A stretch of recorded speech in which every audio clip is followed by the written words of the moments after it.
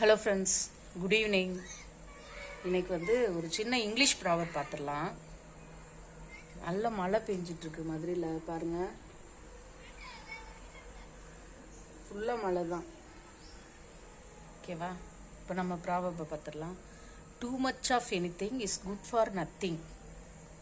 நம்ம என்ன தெரிஞ்சுக்கிறோம் இதுலனா, எதுவுமே நம்ம அதிக காசு வேணும்னு நினைப்போம். அப்புறம் அந்த காசு கிடைச்ச உடனே அந்த காசை வச்சு ஒவ்வொன்றா செலவு பண்ணும்போது காசு இல்லாதப்ப நம்ம எவ்வளோ கஷ்டப்பட்டோமோ அதை யோசிப்போம். நம்ம கம்மியாக காசு இருந்தப்போ நம்ம சமாளிக்க தானே செஞ்சோம் அப்படின்ட்டு. அதிகமாக நம்ம மட்டனை சாப்பிட்டுட்டே இருந்தோம்னா அதுவும் ஒரு காலகட்டத்தில் போர் அடிக்கும்.